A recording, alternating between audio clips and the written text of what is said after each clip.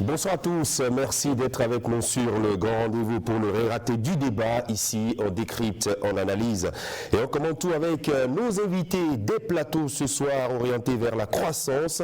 On parlera développement économique et social, de la formation et de l'emploi. Le Bénin, depuis quelques années, s'est lancé dans la dynamique de promotion d'un vaste marché de la consommation par la création des zones économiques spéciales. Regard sur les orientations politiques du gouvernement qui tente d'attirer de plus en plus d'investissements. Ce qui est fait jusque-là est-il une véritable opportunité de création de richesses et d'emplois de qualité? Quel est aujourd'hui le potentiel béninois sur le marché de la consommation? Y a-t-il des goulots d'étranglement et comment améliorer l'existant pour assurer l'emploi, le pouvoir d'achat, la compétitivité à l'international et le remboursement des dettes de l'État? On pose le sujet et on fait le débat.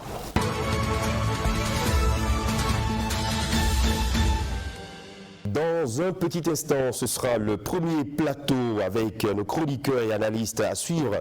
L'édito de Omar Salouf pour asseoir le débat sur le développement économique à l'ère des zones économiques spéciales. Ensuite, l'éclairage de notre consultant dans l'œil de l'expert, Ambroise Maoutonji, est économiste. Son éclairage sur les éléments nécessaires à la création des pôles d'activité économique attrayants, le rapport avec la compétitivité et le développement. Est-ce un impératif pour sortir de la dépendance économique? Nous l'entendrons. Et plus loin, en toute franchise, le plateau des sachants, acteurs clés de la vie économique, sociale et entrepreneuriale, assure les développements de Maurice Zanou, directeur du département suivi, évaluation de l'informatique et de la communication au niveau de l'ANPE. Nous verrons si les pôles d'activité économique tels que conçus sont un moteur de croissance et une alternative à l'augmentation de la demande sociale. Restez avec nous.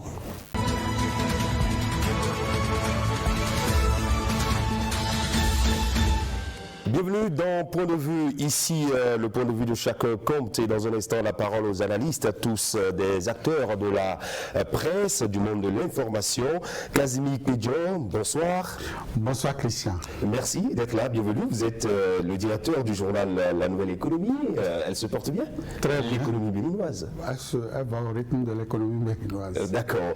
Allez, merci d'être avec nous, Sylvestre Tchobakou. Bonsoir. Bonsoir. Bienvenue. Vous êtes journaliste, rédacteur au quotidien L'économiste du Bénin. En effet. L'économie du Bénin, ça se porte bien? Oui. De votre analyse? L'économie du Bénin se porte bien, même s'il y a encore des points d'ombre à éclaircir. D'accord. On fera le débat tout à l'heure. Omar Salouf, bonjour. Bonsoir plutôt. Bonsoir Christian, bonsoir aux amis téléspectateurs. Vous êtes éditorialiste, analyste politique. Bienvenue. Nous allons parler donc des pôles économiques du Bénin, notamment à l'ère de la création des zones économiques spéciales. Oui Christian, depuis les indépendances, le Bénin peine à asseoir une réelle politique de développement économique profitable à tous sur plusieurs générations. Dans les pays qui servent de référence économique, des plans structurés sont mis en branle pour permettre à une majorité de personnes actives de s'assurer une vie décente par le travail. Au Bénin, les pouvoirs successifs ont apporté chacun sa pierre à l'édifice économique, certes, mais la lutte contre le chômage des jeunes, l'autonomisation des femmes et des jeunes, l'incitation à l'auto-entrepreneuriat peinent à être placées au cœur de l'action gouvernementale. Durant ces 10 ans de gouvernance, le président Boni Yayi a porté le centre Songhai de Porto-Novo sous les feux de la rampe. Plusieurs initiatives ont permis une insertion ou une reconversion professionnelle des jeunes, donnant ainsi la chance à plusieurs familles d'être soulagées un tant soit peu. Depuis 2016, le président Patrice Talon a donné une autre envergure à l'investissement de masse et au développement économique. Par exemple, la loi numéro 2022-38 du 3 janvier 2023 fixant les régimes de zones économiques spéciales en République du Bénin régit la création, la promotion, l'exploitation, l'administration, l'entretien et le développement des zones économiques spéciales au Bénin. Cette loi a pour objectif, entre autres, de promouvoir le développement des exportations et l'investissement direct béninois et étranger, développer des infrastructures pour pour l'industrie ou le commerce, de réhabiliter et augmenter les infrastructures disponibles en vue de favoriser le développement économique du Bénin, d'accroître la compétitivité de l'économie béninoise et de favoriser la valorisation des ressources naturelles. Ainsi, la zone industrielle de Glodjigbe, bâtie sur plusieurs hectares, devient la nouvelle attraction à l'actif du gouvernement actuel. Plusieurs industries de transformation y sont érigées avec une main-d'œuvre locale fortement exploitée. Des milliers de jeunes béninois tirent leur épingle du jeu grâce à ce mastodonte industriel et économique. Des investisseurs affluent et l'exportation grandissante des produits made in Bénin rend fiers les Béninois. La loi fixant le régime des zones économiques spéciales en République du Bénin montre la volonté du gouvernement à multiplier de pareilles plateformes industrielles à travers le pays. Mais que fait-on de la vallée de l'Ouémé, qualifiée d'être la deuxième plus riche vallée après le Nil? Quelle opportunité d'auto-entrepreneuriat pérenne offre une zone industrielle aux jeunes béninois?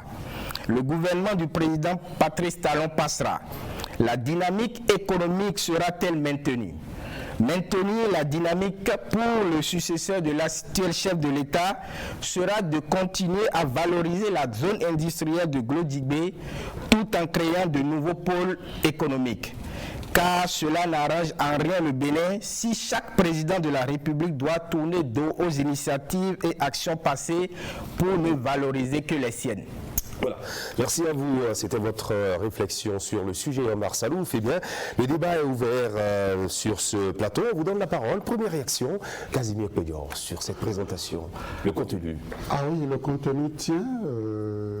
C'est vrai, quand vous observez l'histoire du Bénin, depuis Dahomey jusqu'à la République du Bénin, vous constatez effectivement aujourd'hui que nous avons pu développer un modèle politique. C'est vrai, on peut vous citer 2, 3, 4, on peut vous citer des modèles culturels. Mais il est très difficile, voire impossible aujourd'hui de dire voilà le modèle économique de développement du Bénin. Ce n'est pas possible. Et je n'ai pas envie d'emboucher la trompette qu'on entend passer temps. Ce n'est pas du tout mon objectif sur ce plateau. Mais je constate quand même qu'il y a un début de quelque chose qui a commencé il y a très peu de temps. Il a cité, il a peut-être envoyé un peu dans un décor de 10 ans de Bouli-Yahi. Mais il y a quelque chose qui a commencé. C'est peut-être l'initiative personnelle des Béninois, mais il faut aussi ajouter qu'il y a une volonté sous-régionale et pourquoi pas internationale qui voudrait aujourd'hui que des pôles de développement économique commencent par jaillir. Quand vous prenez l'Afrique, et tout le monde s'accorde aujourd'hui à dire que le développement du continent africain, c'est maintenant et plus que jamais, et ça passera par l'agriculture. Donc, si des initiatives du genre sont lancées, je crois qu'il n'y a pas de quoi à ce que nous puissions donc prendre la balle au rebond. Il a cité l'Ouémé, la vallée de l'Ouémé. Vous savez, cas par cas, oui, vous parlez un peu du potentiel économique que nous avons et comment les mettre en œuvre. Oui, toute première réaction. Merci, j'adhère entièrement à l'analyse, à la chronique qui vient d'être présentée, parce que quand on observe un peu les différents régimes qui se sont succédés au Bénin, on note que chaque régime vient avec son génie. On a envie de laisser des traces, on a envie d'imprimer sa marque pour qu'après 10, 15, 20 ans, on puisse dire voilà, ça a été créé sous tel régime et autres. Et donc, quand on parle aujourd'hui du cas de la GDZ, qui est un modèle industriel, un modèle de la possibilité qu'on peut réussir en Afrique dans le domaine industriel, je me dis que ça n'a pas commencé seulement sous le régime Talon, ça a commencé où ce rêve béninois aurait pu véritablement prendre depuis le régime du président Bouli-Yahi avec la zone franche industrielle de Sémépodji, qui était une image de la GDZ que nous avons aujourd'hui. Et donc, quand on observe un peu la dynamique dans laquelle le Bénin se trouve aujourd'hui avec la GDZ, on ne peut qu'être fier de ce qui s'observe parce que de temps en temps, quand vous y allez, vous découvrez de nouvelles choses. Quand les décideurs internationaux arrivent au Bénin, ils observent avec beaucoup de fascination que le Bénin se transforme, le Bénin se développe. Et c'est ce qu'on peut souhaiter. À un moment donné, chaque pays doit pouvoir se trouver, doit pouvoir définir sa voie de développement. Et donc, comme le disait mon ami Kazmi, à un moment donné, il faut que chaque pays puisse s'accrocher à quelque chose, puisse surtout se définir un objectif économique et voilà, savoir que c'est le modèle économique que nous voulons suivre. Et le Bénin, avec... on va revenir, on va parler, on va voir, on va analyser quel type de modèle économique il faut pour le Bénin, de vos analyses, de vos interventions tout à l'heure. Et dans votre édito, Omar Salouf, vous avez quand même rappelé un certain nombre d'initiatives. Je repars un peu en arrière avec les 10 années de Bouli Aï, où vous nous avez rappelé quand même que Bouli Aï nous a fait la promotion du centre Songaï. Aujourd'hui, qu'est devenu ce centre Songaï? Est-ce que c'est passé aux oubliettes ou on continue d'investir là-dessus sans pour autant montrer ça à la face du monde? Oui, le centre Songaï est toujours là à Porto Novo, seulement que ça ne fait plus objet d'attention comme par le passé. Et c'est en cela que je me pose une question. Est-ce que quand le président Patrice Talon va passer, est-ce que la GDIZ qui est là actuellement va être laissée de côté? Va connaître le même sort. Va connaître le même sort. Ce que je retiens, c'est que les gouvernements successifs savent qu'il y a une urgence à développer ces genres de plateformes économiques pour permettre aux jeunes et aux femmes de se trouver un travail, de développer beaucoup de filières, de permettre à ce que ce qui est produit localement soit valorisé à la fois au Bénin et à l'extérieur. Ça, c'est connu de tous. Maintenant, qu'est-ce qu'on fait? Est-ce que chaque fois il faudra laisser de côté ce qui a été fait par le passé? Et je rappelle que la GDIZ, c'est 300 000 emplois d'ici 2030. Est-ce qu'il faudra laisser ça de côté pour créer peut-être autre chose? Pardon, le gouvernement a montré la voie en recadrant un peu le secteur des zones industrielles.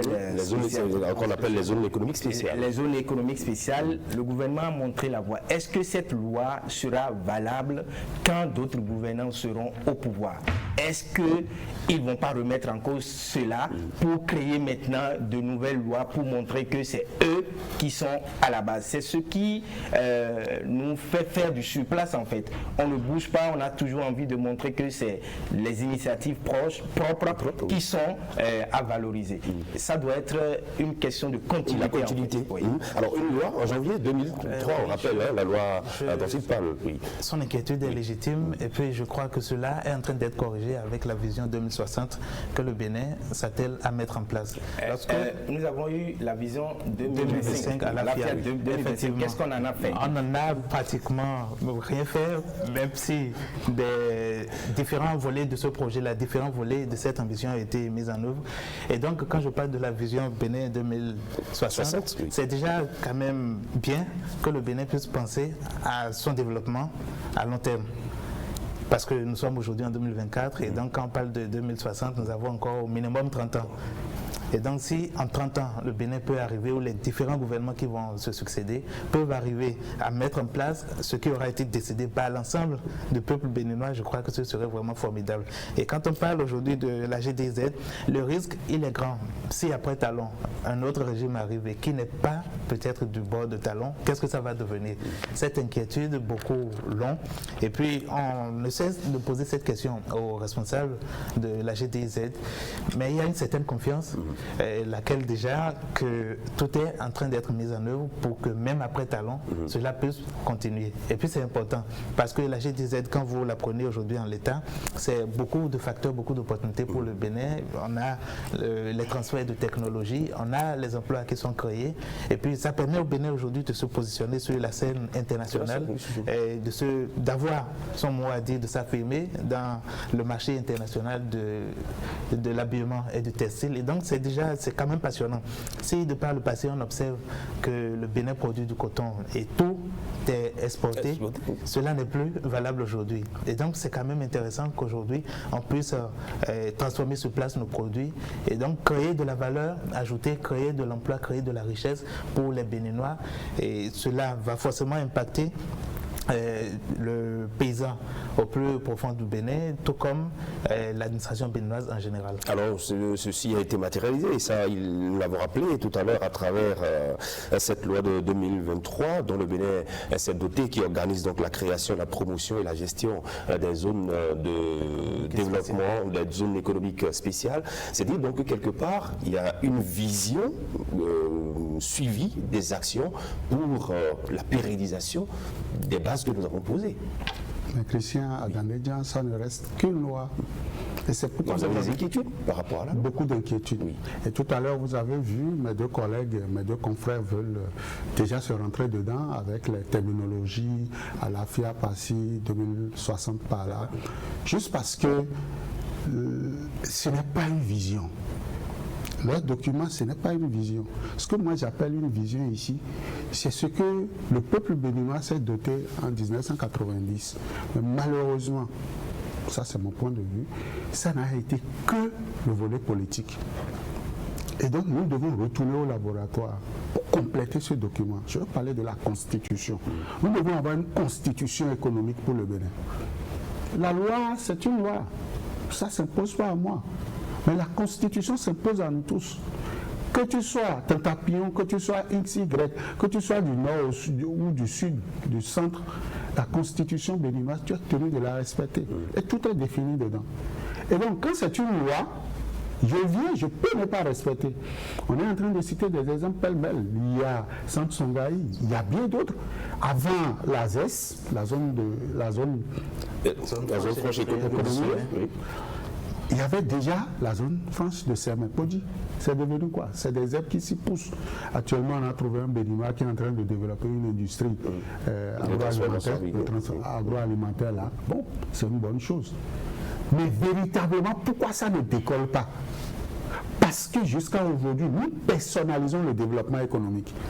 Vous voyez, il y a un Béninois qui a inventé un projet qu'on appelle épine dorsale.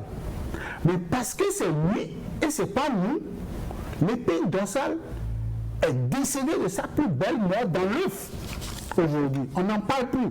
La dernière fois, j'ai vu des remous où un député à l'Assemblée nationale a annoncé quelque chose qui pourrait faire renaître ça. Tout ça parce qu'il n'y a pas un cadre juridique qui régit le développement économique d'une nation. Et c'est ce qui va tout le temps empêcher le Bénin. Parce que ce que nous sommes en train de voir à Glodjibé, mais c'est une mastodonte. Il faut que les Béninois aillent visiter ça. Je vous jure, c'est un rêve. Est-ce que c'est pas un départ? Est-ce que c'est pas quelque chose qui montre quand même que... Mais ce départ serait grippé tout à l'heure quand le régime va partir et les nouveaux dirigeants du Bénin n'auront pas cette vision. Je ne dis pas que ce serait exactement ça, mais s'ils viennent et qu'ils veulent s'accaparer de ce gâteau-là, la population d'or qui n'a même pas encore commencé à pondre risque Vous avez aussi des inquiétudes un peu comme lui? Oui, les inquiétudes sont partagées et je le dis toujours, la politique se mêle de tout. Parce que c'est X qui a initié, Y ne va pas continuer. Parce que on n'est pas du même bord politique, on ne va pas se soutenir. Il y a des choses qu'il faut pas, que la politique ne doit pas transcender, que les considérations politiques ne doivent pas atteindre. Et donc, les raisons économiques, les sujets d'ordre économique d'intérêt national doivent s'imposer à tout le monde. Les options doivent s'imposer à tout le monde, quel que soit le régime. Mais on n'a toujours pas ça. Chaque régime vient et veut forcément montrer qu'il a le génie de faire renaître le Bénin de ses cendres et que tout ce qui a été fait avant n'est qu'à balayer d'un revers de la main. Et donc, ça va continuer ainsi si on ne prend pas conscience du fait que ce qui a été fait doit être une dynamique à continuer. J'ai envie de citer, pour compléter ce qu'il a dit. Vous savez pourquoi la France reste et demeure une puissance économique aujourd'hui? C'est juste parce que quand les gouvernants viennent, ils préservent les acquis économiques. Vous ne verrez jamais une entreprise française. Il y a encore une ligne qui a été tracée depuis Vous savez pourquoi la Chine aujourd'hui est une une référence en termes d'économie. Vous savez pourquoi les États-Unis sont des références? Juste parce que la politique ne se mêle pas des affaires économiques. Au contraire, la politique vient soulager l'économie. Et on respecte l'opérateur économique. On respecte le consommateur dans ces pays parce que ça a été rédigé et c'est comme ça. Mais chez nous, nous sommes encore une démocratie de niveau faible. On n'a pas encore intégré ces paramètres-là. Légitime les différentes craintes et je crois aussi que la production de la vision Bénin 2060 est déjà un début de solution par rapport à ce qu'il dit ou par rapport à ce qu'ils disent, parce que lorsque vous dotez d'une vision, tout le monde est tenu d'adhérer à cela. C'est vrai que ce n'est pas une constitution qui s'impose à tout gouvernement et donc chacun peut décider d'aller dans tel ou tel autre sens. Et donc si les différents gouvernements du Bénin, les prochains régimes peuvent travailler à pérenniser ce qui est déjà obtenu, ce qui se constate déjà, ce serait vraiment formidable. Il ne sert à rien de venir et de vouloir personnaliser le développement et c'est ça qui nous maintient au niveau où nous sommes aujourd'hui, la personnalisation du développement. Chaque gouvernement, chaque président a envie de dire voilà, c'est sous moi que nous avons pu réaliser tel, c'est sous moi que nous avons pu réaliser telle autre chose. Et puis quand je parle même de personnalisation du développement, le projet Songhai c'est quand même un exemple à pérenniser. Malheureusement, sous le gouvernement actuel, on constate que cela est en train d'être délaissé, alors que le projet Songhai, c'est beaucoup de domaines qui sont impliqués. Et donc quand on parle par exemple du projet Songhai, nous avons la production d'engrais naturels et donc ce sont des choses quand même qu'on peut explorer dans notre agriculture pour voir ce qu'il faut faire pour éviter à l'avenir les crises alimentaires, l'insécurité alimentaire et autres. Malheureusement, on préfère importer des engrais chimiques d'un peu partout pour alimenter notre agriculture. Là, c'est véritablement... C'est dit donc que tout est à faire. Je viens voir Kazmi tout à l'heure. Oui. Qu'est-ce qu'il faut que le gouvernement qui va venir après celui du président Patrice Talon ne va pas trouver la vision 2060 caduque? On pense que nous avons l'opportunité aujourd'hui de créer de la richesse, l'opportunité de donner de l'emploi à tous les diplômés, à la recherche de l'emploi. Nous avons l'opportunité aujourd'hui de faire du potentiel de béninois quelque chose de très vendable à l'international. Alors que pensez-vous désormais de la multiplication de ce genre d'initiatives? Glodjibé, c'est à côté. Après Glodjibé, nous avons par exemple la vallée de Lemay, il en a parlé dans l'édito, un pôle également, peut-être dans le septentrion, pour absorber le taux de chômeurs qu'il y a également dans ces zones-là. Alors vous voyez, quand on parle déjà de la GDZ avec 300 000 emplois, ce n'est pas petit. Oui. Et donc ce qui serait l'idéal, à mon avis, c'est de travailler à pérenniser ce modèle de projet, à pérenniser les acquis, travailler en sorte qu'on puisse développer véritablement d'abord cette zone. Et lorsque le besoin se fera sentir, on pourra se porter vers les localités en question. Sinon que pour créer une industrie, une zone économique spéciale, c'est beaucoup quand même de moyens. Justement, on a vu ce qui est l'investissement qui a été fait à Glodjibé. Les fibres optiques, l'eau, un peu de l'électricité. Voilà l'électricité. Et donc quand vous n'arrivez pas déjà à couvrir tout le besoin, je prends juste un exemple de la GDZ ou encore de la zone franche industrielle de Semepoji, ce n'est pas encore la peine d'aller créer une autre zone et donc dépapiller les énergies.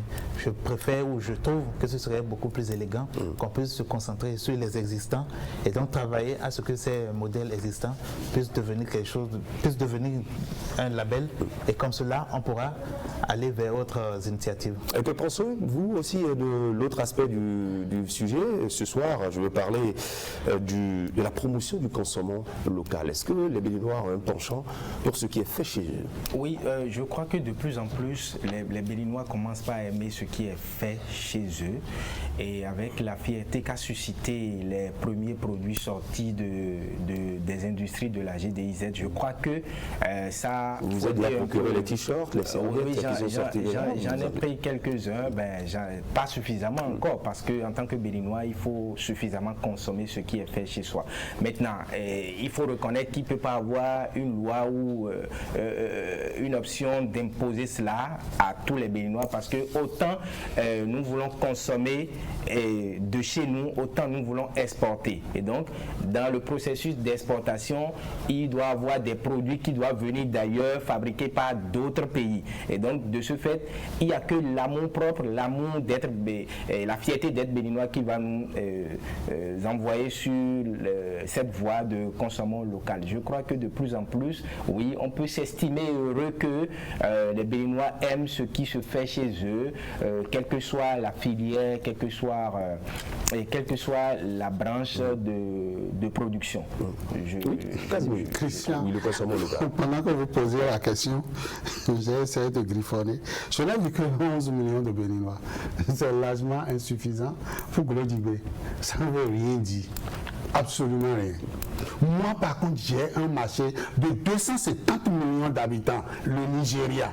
J'ai un marché de 90 millions d'habitants, l'UEMOA. C'est ça, la vision. C'est ça qui doit gouverner. Non, le consommation local, on a dépassé ça. C'est ce qui nous a tout le temps mis en arrière. Pensez pas aux Béninois. J'ai un marché, Christian, s'il vous plaît, de la FIFA. Ou bien, vous n'avez pas appris ça? Que pour la Coupe du Monde, Ouais, la sûr, FIFA est le partenaire de Glodibé. Ouais. C'est ça, la vision. Je pense travailler et ça fait travailler mes bras. Voilà. Je pense travailler et ça fait travailler mes bras. La FIFA, pour moi, est plus un marché de consommation. Et je ne travaillerai pas pour produire pour les Béninois. À eux de savoir s'ils vont consommer ou pas. Parce que je ne vais pas passer tout mon temps à corriger des tas de la culture d'un peuple. La question de l'éducation. Les Béninois et les Africains en général, excusez-moi, chers Béninois, mais je vais employer le mot, ils sont bornés. Ce qui est produit chez eux ne les intéresse pas. Ils ont une culture extravertie. J'ai le riz béninois qui est là, mais le Béninois préfère le riz de la Thaïlande. Ça, je ne sais pas comment Patrice Talon peut mettre dans la Constitution cet aspect de la chose. Merci. Je crois que ça peut revenir naturellement. Je vous le rappelle, je préfère vendre mon produit au dollar que de vendre ça au CFA. Cela s'explique, cela se comprend facilement, puisque lorsque, par rapport à votre bourse, le produit qu'on vous présente est largement au-dessus de votre bourse. Pourquoi voulez-vous que j'aille vers un pauvre qui ne peut pas acheter mon produit? Justement. Dans la conception du projet, je crois qu'il est fait une part au consommant local et donc on n'impose pas aux entreprises de la GDZ de pouvoir vendre sur le territoire béninois tous leurs produits. Non, il y a une marge qui est réservée, c'est au plan national. Et donc lorsque les entreprises dans leur plan de développement, dans leur plan de commercialisation estiment qu'il faut laisser une part au Bénin, voilà, libre à elles de le faire. On ne pourra pas imposer à ces entreprises-là de vendre tous leurs produits sur le plan local parce que, après tout, c'est un marché international. Je crois que la question, c'est est-ce que les Béninois ont commencé par aimer le consommation local? C'est ça la question, en fait.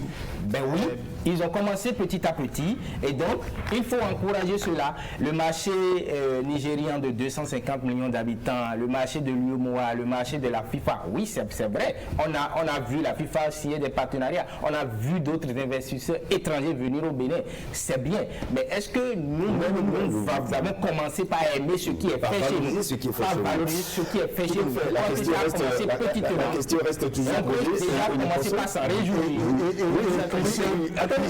Nous sommes dans un débat de développement, un pôle de développement. Nous ne parlons pas des choses petitement. Non, c'est pas petit. Vous avez vu le chef de l'État. Sur la responsabilité d'aller en Chine et d'aller vendre la qualité de notre ananas. Tous les Béninois mangent de pain. Moi, je mange. Ils aiment. Le marché béninois ne permet pas à un entrepreneur qui a investi, s'il vous plaît, 856 milliards de francs CFA à Glodibé. Comptabilisé. D'accord. Moi, je ne suis pas un conseiller économique et je conseillerais au gouvernement de vouloir battre campagne pour un marché de 5 millions de 11 millions de personnes. Non, mais en même temps qu'on bat campagne pour l'extérieur, on peut aussi battre campagne pour que les Béninois aiment ce qui est produit chez eux. Oui, les Béninois n'ont jamais cessé d'aimer ce qu'ils sont produits chez eux. Les Béninois n'ont jamais cessé. Ils apprécient. Voilà, ils apprécient. Ce qu'on peut demander, c'est que les entreprises de la place puissent travailler à ce que les produits proposés soient à la hauteur de la bourse des Béninois. C'est tout ce qu'on peut demander. Lorsque les produits sont à la hauteur de la bourse des Béninois, je crois que le patriotisme qu'on demande quant à la consommation locale naîtra de lui-même. Merci beaucoup. Merci à vous, Sylvestre Tchomakou, journaliste, rédacteur au quotidien L'économiste du Bénin. Merci à vous, Casimir Pédion, directeur du journal La Nouvelle Économie. Et merci à vous, Omar Salouf, vous êtes éditorialiste, analyste politique. C'était donc le point de vue de nos rédacteurs. On va marquer la pause avec dans le prétoire où les citoyens se sont également prononcés sur le sujet du jour. On les écoute et puis on revient juste après pour la rubrique L'œil de l'expert avec notre expert invité, Ambroise Maoutonji. Il est économiste, il répondra à nos questions.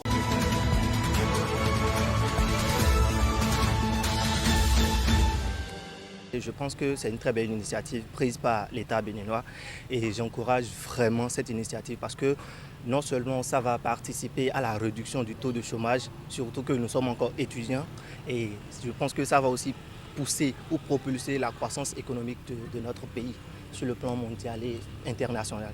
Je pense que c'est une très bonne action du gouvernement et ça va apporter de la valeur ajoutée à la production nationale et ça va fortifier, raffermir l'exportation au lieu de l'importation. Ça pourrait donner un chiffre nouveau à la balance commerciale parce que si nos produits sont fabriqués, les produits que nous sont fabriqués dans le pays, je pense que ce serait moins coûteux par rapport aux produits qui sont importés de l'extérieur. Maintenant, je pense que c'est aussi une bonne action du gouvernement pour aider les jeunes, surtout à trouver de l'emploi. Et je pense qu'il y a même un programme PSIE et qui organise généralement des tests de recrutement à la DGICED. Et lorsqu'on s'inscrit sur le site, et lorsqu'il y a des annonces de postes d'emploi, je connais beaucoup de camarades qui ont postulé. Ils ont été au test, ça a marché, ils travaillent aujourd'hui à la... Je pense que c'est une bonne action quand même. Ça donne l'opportunité à beaucoup de jeunes de pouvoir travailler. Et je crois que c'est quelque chose qui peut révolutionner le Bénin. C'est quelque chose qui peut révolutionner le Bénin. Maintenant, comparant l'industrie de Glodjibé à ce qui s'était passé au temps de Yahi, je crois avec les jeunes qui seront pris pour travailler, je crois que ça ne peut pas se teindre comme ça. Ça ne peut pas se teindre comme ça. Une fois, j'ai voulu aller travailler là-bas. J'ai voulu déposer mon dossier aussi quand les gens sont en train de faire le recrutement. Je me suis dit qu'il y avait une zone déjà qui était lancée à Sémé et que les trucs ont commencé et après ça a été abandonné. Est-ce qu'au départ de ce chef d'État, est-ce que là-bas aussi ça ne va pas partir comme ça et tous ceux qui sont allés se faire employer là-bas vont revenir au chômage ou bien consort. Ça là, ça reste toujours une réflexion. C'est pour ça même que pour aller déposer mes dossiers là-bas, ça traîne pour moi. Ce centre va changer, rehausser l'image du Bénin à l'international et ça va contribuer à l'économie béninoise. Moi, je vois que c'est une très bonne chose, c'est une bonne initiative que le président Talon a initiée parce qu'à voir les gouvernants précédents du cadastre, il n'y a aucun président qui a pu faire une meilleure option. Moi, j'ai vu que si on avait eu dans le passé, avoir ce genre de président, au moins il y a 2 décennies déjà passées, le pays ne serait pas à ce stade-là aujourd'hui maintenant.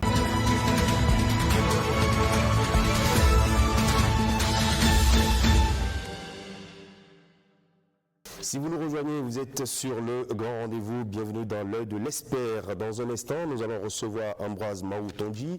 Il est économiste sur la thématique du jour pour parler donc du développement des zones économiques spéciales. Et juste après, ce sera la discussion avec notre invité, M.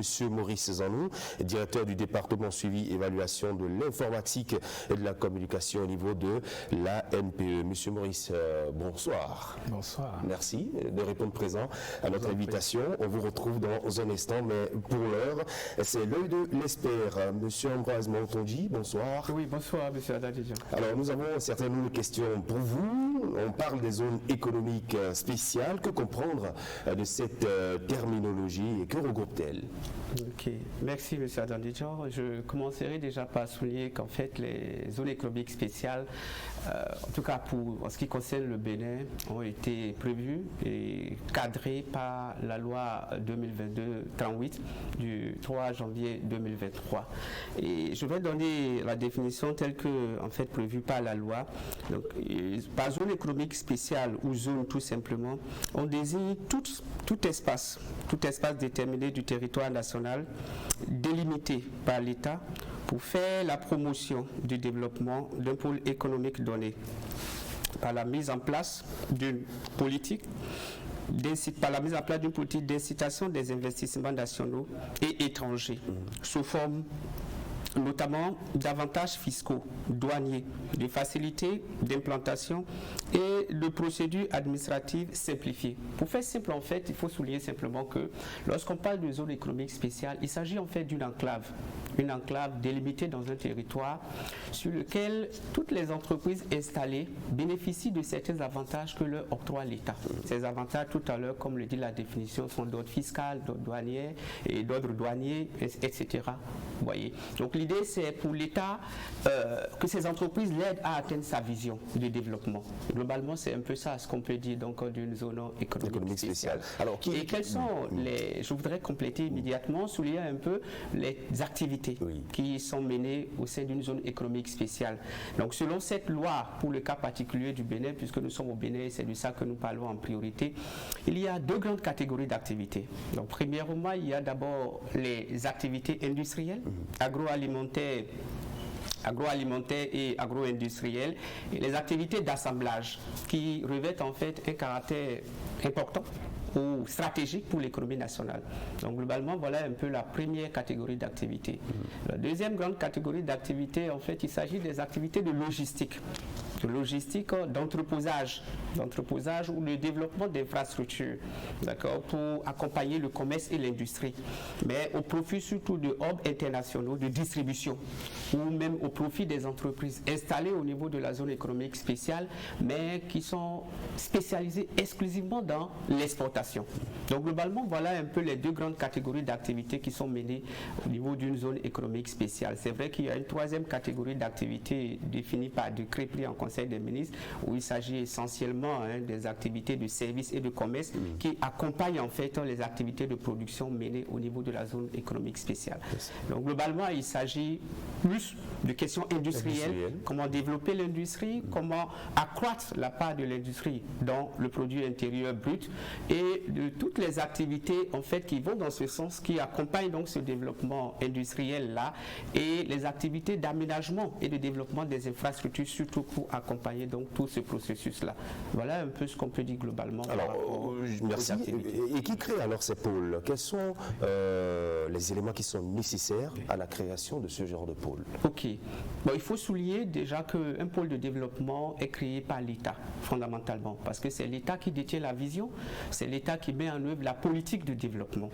Donc, globalement, c'est l'État qui réfléchit et essaie de dire, ben voilà les éléments dont j'ai besoin pour atteindre ma vision en matière de développement. Donc, c'est l'État qui met en œuvre, qui met en place en tout cas les pôles de développement. Dans le cas de la zone économique industrielle, c'est l'État qui a pris la décision, mais a fait appel à un partenaire privé, d'accord, ARIS, et donc qui se sont retrouvés en partenariat public-privé pour installer la GDIZ. Mais globalement, c'est surtout l'État qui décide, qui prend la décision. Mais une fois que cela est fait, l'État met en place un certain nombre de structures pour accompagner le processus. D'accord, une autorité administrative. Et cette autorité administrative a pour rôle essentiellement de veiller à ce que cette zone qui sera créée, qui sera mise en place, puisse disposer de tous les services et tout ce dont il a besoin, donc en matière de connexion avec le réseau routier, en matière d'infrastructures liées à l'électricité, à tout le reste, parce que c'est une structure de l'État qui doit veiller à tout cela. Et en plus, en dehors de ça, il faut mettre en place une structure d'aménagement et de gestion de cette zone-là, globalement. Ouais, donc c'est un peu ça. Et l'autorité administrative, qui est la première structure, donc qui doit veiller à ce que la zone économique spéciale puisse disposer de tous les services et de toutes les infrastructures, doit veiller également à ce que les entreprises qui ressentent le besoin de s'installer au niveau de la zone économique spéciale puissent bénéficier de toutes les facilités pour pouvoir créer leur entreprise. Donc, elle doit mettre à leur disposition un guichet unique, c'est-à-dire donc un guichet fonctionnel, un guichet géographique où les entreprises pourront mener toutes les démarches nécessaires pour pouvoir s'installer avec toute la facilité, d'accord, au niveau de cette zone économique spéciale. Alors, donc, globalement, c'est d'abord l'État. C'est d'abord l'État. Voilà. Et puisque nous sommes en train de parler de la création de ces zones économiques, on parle d'investissements massifs, devrait-on dire que ces zones économiques spéciales sont une solution pour le développement dans un pays? Oui, ça c'est clair. C'est clair parce que quand on parle de zones économiques spéciales, comme je le soulignais tout à l'heure, l'optique c'est de relever la part de l'industrie dans le produit intérieur brut. Donc il va de soi que lorsque vous mettez en place un processus pour amorcer votre développement industriel, il va de soi que l'ensemble des secteurs d'activité sera forcément impacté. Donc c'est déjà une bonne base de développement.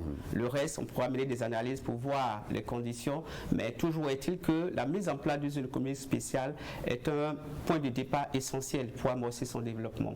Déjà dans le cadre particulier du Bénin, je crois qu'il y a beaucoup d'efforts qui sont déjà faits par rapport à la production agricole. Il y a des efforts de transformation notables qui sont déjà notés au niveau de la zone économique spéciale. Quand je prends le cas du coton, il y a assez d'efforts qui sont déjà faits. Je crois que le bilan donne déjà près de 600 000 pièces de vêtements qui ont été déjà livrées à l'extérieur, made in Bénin spécialement. Vous voyez, il y a près de 12 000 vêtements militaires qui ont été livrés déjà aux forces de sécurité. Je veux parler du ministère de la Défense et du ministère de l'Intérieur. Vous voyez, quand vous prenez le soja, on en est à plus de 10% de transformation. Quand vous prenez également l'ananas, ça fait déjà près de 27%. C'est vrai que ce n'est pas la GDIZ seule qui quand même transforme l'ananas, mais toujours est-il qu'elle y contribue. Donc l'idée c'est de dire quand même qu'avec la création de cette zone, il y a déjà un grand effort qui est fait pour la transformation quand même des produits agricoles. Et c'est déjà bien. Donc en dehors de ça, on pourra parler de beaucoup d'autres choses, les transferts de technologie, parce que tout compte fait, ces transferts de technologie vont profiter en tout cas dans le long terme au Bénin, parce qu'on apprendra comment produire certains biens et tout ça. La création d'emplois, vous voyez, la création d'emplois, je crois d'ici à 2030, on parle déjà de près de 300 000 emplois, mais on en est déjà à près de 10 000 emplois qui sont, plus de 10 000 emplois qui sont créés actuellement au niveau de la GDIZ. Donc cela montre quand même qu'il y a un effort quand même qui est fait, et puis bon, je crois quand même que tout ça pourra d'une manière ou d'une autre contribuer, en tout cas je pense bien au développement. Je pense bien. Alors, de quoi dispose aujourd'hui le Bénin en matière de zone économique spéciale? Est-ce seulement Glodjibé? Et puis, que représente la part de ces zones économiques dans la production de la richesse nationale? Oui, il faut avouer qu'il est un peu trop tôt déjà pour faire une évaluation vraiment claire et nette de la part de ces zones. Mais la vision et l'option quand même, c'est qu'à terme, que ces zones-là puissent jouer un grand rôle dans le processus de développement. Donc, que dispose le Bénin? Bon, l'atout essentiel du Bénin, c'est surtout la production agricole. Mais je voudrais souligner en fait que pour créer une zone économique spéciale, on n'a pas forcément besoin de disposer d'atouts miniers, industriels de façon particulière. On a vu beaucoup d'autres pays comme Singapour et autres qui ne disposaient pas de ressources particulières, mais qui ont fait des options. Donc on peut toujours faire une option et aller dans ce sens. Mais le cas particulier du Bénin, je crois que c'est surtout l'agro-industrie qui est l'élément moteur de tout le processus mis en place. Je crois bien, c'est surtout ça. Voilà. Et Parlons justement de ces pôles d'activité économique. On se dit que c'est un impératif pour sortir de la dépendance économique, du chômage, de la pauvreté. Est-ce que vous partagez cet avis? Oui, je pense bien.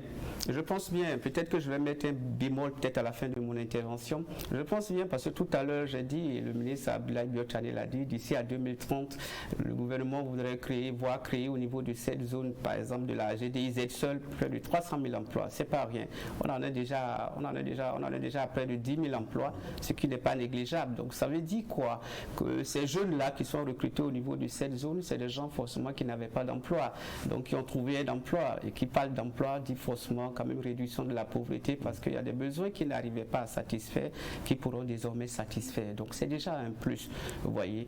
Donc, mais quand on a fini de dire ça, il faut peut-être faire également attention parce que je voudrais peut-être citer un exemple, le cas des nouveaux pays industrialisés, prendre le cas des pays comme Singapour, Hong Kong, Taïwan, et peut-être même la Chine également, où le développement des zones franches industrielles s'est fait en fait au détriment de la main-d'œuvre.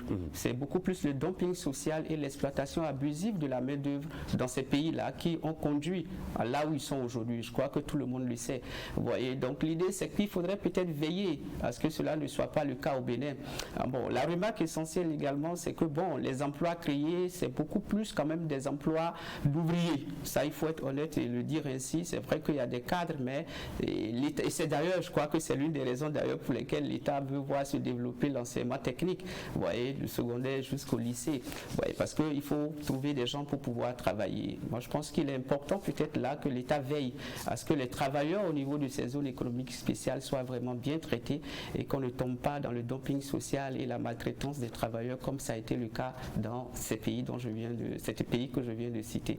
L'autre chose que je voudrais également ajouter, c'est que il faut peut-être faire attention parce que en fait lorsque vous misez tout le développement sur l'exploitation de la main d'œuvre, la situation dans laquelle vous vous retrouvez, c'est que vous vendez à l'étranger mais à l'intérieur personne n'achète. C'est vrai que le but d'une zone franche industrielle n'est pas forcément le produit pour l'intérieur, mais c'est une situation quand même dont il faut forcément tenir compte.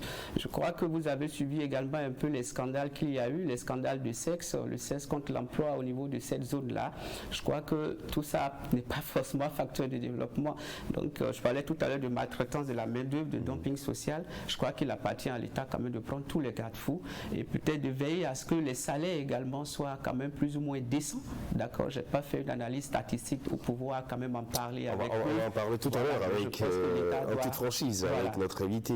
L'État doit y veiller. D'accord, donc c'est un peu ce que je peux dire par rapport à... Voilà, vous restez avec moi en plateau. On va faire très rapidement la transition en toute franchise et nous allons poursuivre nos échanges avec monsieur Maurice Zanou. Il est le directeur du département suivi et évaluation de l'informatique et de la communication au niveau de la NPE. On parlera spécifiquement de l'emploi avec lui. Restez avec nous.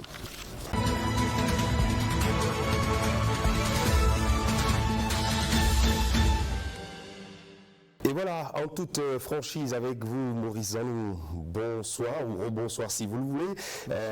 Vous êtes directeur du département suivi et évaluation de l'informatique et de la communication au niveau de l'Agence nationale pour l'emploi. Merci de répondre présent à notre invitation. Nous sommes en train de parler du développement des pôles économiques, des zones économiques spéciales. Et à ce niveau, on parle également de l'emploi, beaucoup d'emplois qui sont appelés. Et au niveau de la NPE, comment se porte l'emploi en République du Bénin?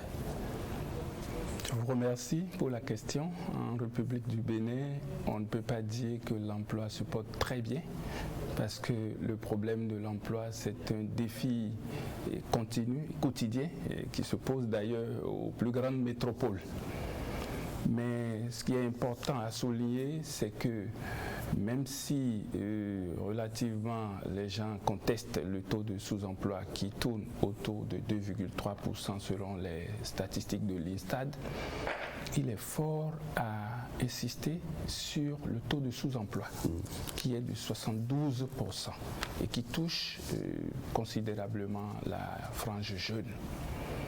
Je crois qu'il faut beaucoup plus faire le zoom sur les efforts, sur les politiques, sur les actions qui sont déployées au quotidien pour atténuer cette situation. Justement, on va revenir sur les efforts, les politiques, les actions qui sont menées jusque-là. Mais au niveau de l'Agence nationale pour l'emploi, vous avez un département qui parle de l'emploi salarié, de l'orientation et de la prospective. C'est quoi l'emploi salarié? Devrait-on dire qu'il y a des emplois non salariés qui existent? Oui, l'emploi salarié par opposition à ce que nous appelons l'emploi indépendant. L'emploi, par définition, c'est toute occupation légale qui permet à un individu de gagner des ressources et qui est exercée à propre compte. Là, on appelle ça emploi indépendant et pour le compte d'autrui. Quand c'est pour le compte d'autrui, vous avez un patron, vous avez un employeur qui vous emploie, qui vous paye et là, on parle d'emploi salarié. C'est la réponse que je peux apporter à votre préoccupation. D'accord. Donc l'emploi salarié, c'est souvent par opposition à l'emploi indépendant. D'accord. Alors, l'emploi salarié aujourd'hui au Bénin, est-ce que ça paye bien? C'est relatif. C'est relatif parce que nous avons des grilles qui sont appliquées au niveau du secteur privé et il y a également des grilles qui sont appliquées au niveau du secteur public.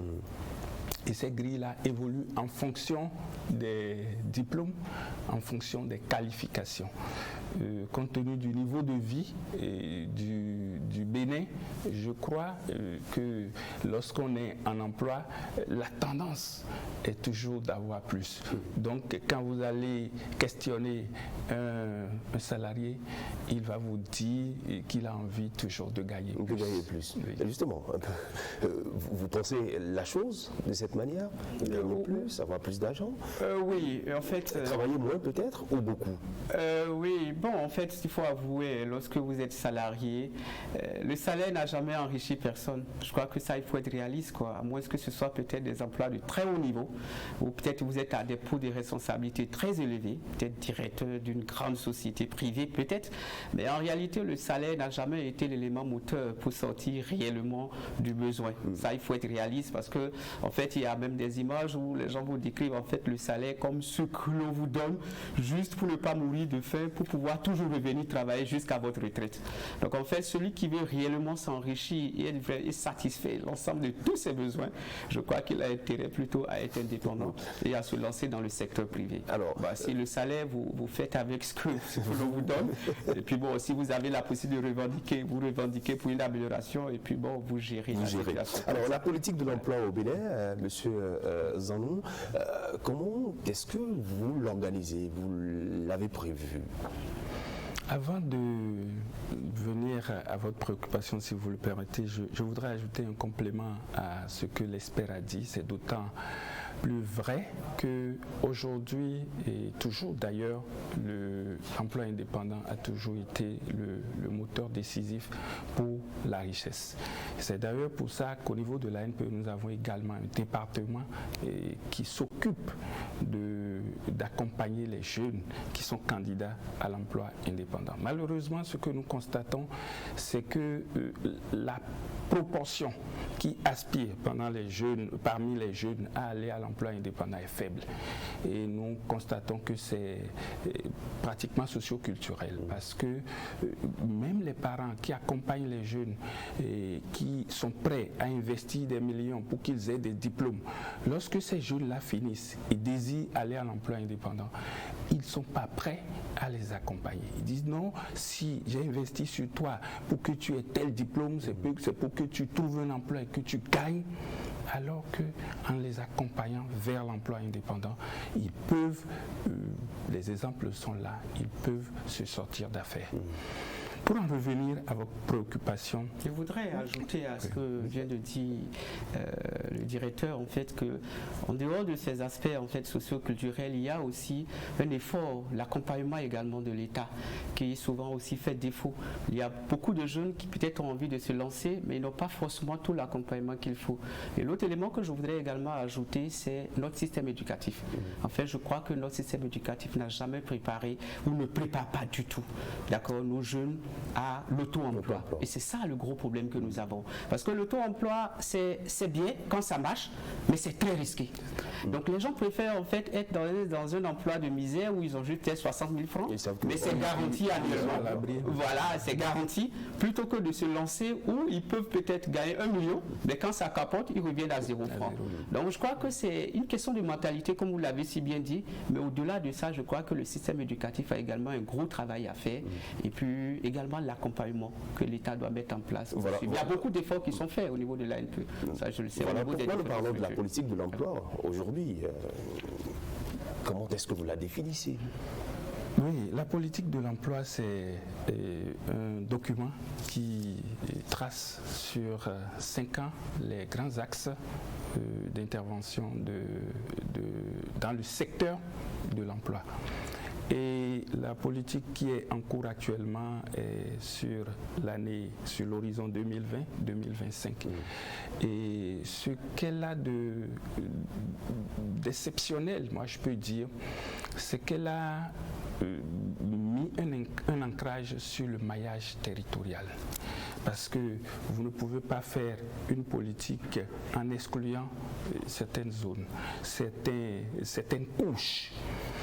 Donc, dans le déploiement de la politique, il est prévu un dispositif qu'heureusement nous avons pu installer. C'est le dispositif qui permet de toucher les populations jusqu'à la base. Ce dispositif a été déployé, nous l'appelons les unités locales de promotion de l'emploi. C'est un dispositif qui nous a permis, lors du partenariat avec les communes, d'asseoir au niveau de chaque commune une unité locale de promotion de l'emploi. Le maire a désigné un responsable pour s'occuper de cette unité et à travers cette unité, les jeunes peuvent avoir accès à l'information, peuvent avoir accès aux opportunités, peuvent être conseillés et peuvent également s'inscrire dans les dispositifs qui existent. Alors, nous parlons dans nos échanges d'aujourd'hui des zones économiques spéciales. Est-ce que votre structure a joué un rôle dans le recrutement, dans le positionnement des demandeurs d'emploi? Oui, nous avons joué un grand rôle. L'expert disait tout à l'heure que dans la zone, il y a déjà près de 10 000 emplois. Et il a spécifié que c'était des emplois pour des jeunes qui sont peu ou pas qualifiés.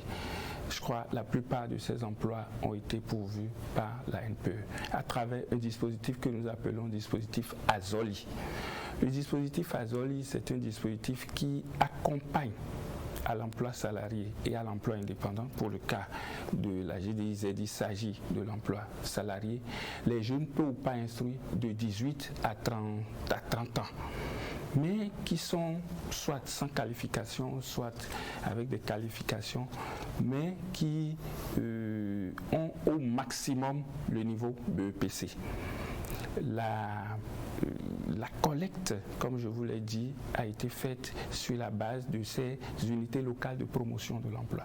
Donc c'est un maillage qui a permis de prendre les jeunes sur toute l'étendue du territoire. Et tout récemment, on a même constaté que malgré ce dispositif, il y a une part belle qui est faite au département du Sud. Pour corriger ça, nous avons organisé spécialement un salon de l'emploi et des compétences que nous avons délocalisé au nord. Il y a une étape à Parakou et une autre étape à Natitengu qui a permis d'engranger près de 2500 jeunes, dont 500 ont déjà pris service au sein de la GDIZ. Donc c'est pour dire que la NPE joue une part constante dans l'insertion professionnelle des jeunes dans la zone économique de Glodjibé. Et en dehors de ça, comment se fait l'orientation alors des demandeurs? L'orientation des demandeurs se fait au niveau des antennes départementales. L'ANPE a un maillage territorial où elle dispose de 13 antennes. Par le passé, c'était 12 dans les 12 départements, mais nous avons constaté que le département de l'Atlantique avait besoin d'un renforcement. Nous avons installé une seconde antenne dans le département de l'Atlantique, ce qui fait que nous avons actuellement 13 antennes départementales qui fonctionnent, qui écoutent, qui accueillent, qui orientent au quotidien les demandeurs d'emploi. Au sein de ces antennes, il y a des conseillers en emploi qui sont à l'écoute au quotidien des demandeurs d'emploi afin de pouvoir les écouter, les orienter, les accompagner sur le chemin qu'ils ont choisi. Ceux qui ont choisi le chemin de l'emploi salarié bénéficient des formations, bénéficient des séances de coaching, bénéficient des techniques de recherche d'emploi. Et ceux qui ont choisi l'emploi indépendant également bénéficient spécifiquement des techniques d'insertion par l'emploi indépendant. Alors, lorsque vous faites de la prospection, quel est l'avenir de l'emploi alors? Faut-il multiplier les zones économiques pour absorber le grand nombre de demandeurs d'emploi en attente? Quelle est la politique en vue d'ici quelques années? Oui, la prospection, nous la faisons au quotidien au niveau des antennes. La prospection que nous faisons, c'est pour aller vers les entreprises, pour voir les disponibilités d'offres qui existent, les saisir et revenir au niveau de l'agence, mettre en symbiose les offres avec les profils des demandeurs qui répondent à ces profils. Est-ce que de vos constats de terrain, les formations sont compatibles très souvent? Pas toujours, parce que le problème d'adéquation formation-emploi demeure depuis des dizaines d'années qu'on le dit. C'est vrai que pour faire une transformation structurelle, il faut du temps. Heureusement, le gouvernement actuel en a pris conscience et a décidé d'inverser la tendance, de former près de 70% dans le secteur professionnel et 30% dans les secteurs académiques. Oui. Donc, cette transformation va se faire progressivement. C'est d'ailleurs pour ça qu'il y a de vastes réformes, des lycées qui seront créés, des lycées-écoles avec des centaines d'hectares. Ce ne serait plus comme avant où c'est des lycées où quand on finit de former le jeune à l'agriculture, on le retrouve, parce que nous avons ces cas-là dans nos antennes, on le retrouve des années plus tard en train de postuler encore alors qu'il a été formé pour être entrepreneur agricole. On le retrouve encore en train de postuler aux opportunités où il veut être sur un projet au MAEP, ainsi de suite. Donc il y a toutes ces choses-là qui se font au niveau de nos antennes. Vous avez demandé s'il y a des prospections, s'il faut accroître les zones économiques. Moi, je pense que oui, mais comme l'expert l'a dit, c'est de gros investissements. Ce que nous constatons, je l'ai dit, c'est que toutes les zones n'ont pas les mêmes chances. Ça, c'est naturel. Les zones économiques, les zones qui sont autour, qui gravitent autour des zones économiques, il y a une forte concentration de bénéficiaires dans ces zones-là. Mais pour ne pas léser, puisque l'État a la propension de satisfaire tous les demandeurs d'emploi, où qu'ils soient, une zone économique, pourquoi pas, je ne suis pas spécialiste de l'économie, mais pourquoi pas dans la zone septentrionale, pourrait permettre également d'absorber le flux de demandeurs d'emploi qui sont au niveau de ces zones-là. Alors, il l'a rappelé, l'inadéquation formation-emploi, ça se constate toujours sur le terrain. L'État travaille à renverser vraiment la tendance. Parce que l'idée, c'est qu'à terme, comme le directeur l'a dit, qu'on passe à 70% d'enseignement technique et professionnel et juste 30% pour l'enseignement général. Donc c'est un peu la tendance qu'on voudrait voir, enfin tout au moins que le gouvernement voudrait voir dans un futur plus ou moins proche. Voilà, donc je pense que l'État y travaille et on espère en arriver vraiment là.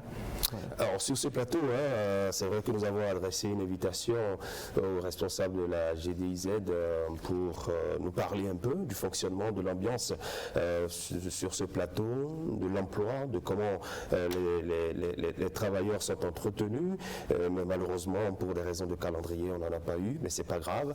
Nous espérons les avoir prochainement sur le grand rendez-vous. Et là, je vous dirai un grand merci. Merci à vous, Monsieur Maurice Zanou. Je rappelle aux téléspectateurs du grand rendez-vous que vous êtes directeur du département suivi, évaluation de l'information et de la communication au niveau de la NPE. Et vous également, vous êtes resté avec nous pour la rubrique En toute franchise. Je vous dis bien merci, Monsieur Ambroise Raoutonji. Vous êtes économiste.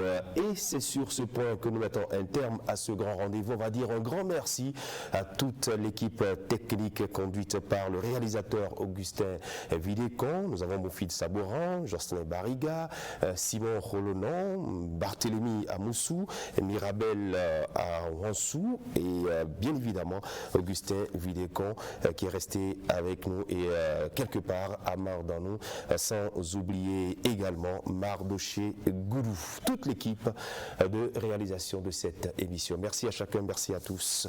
Bon dimanche.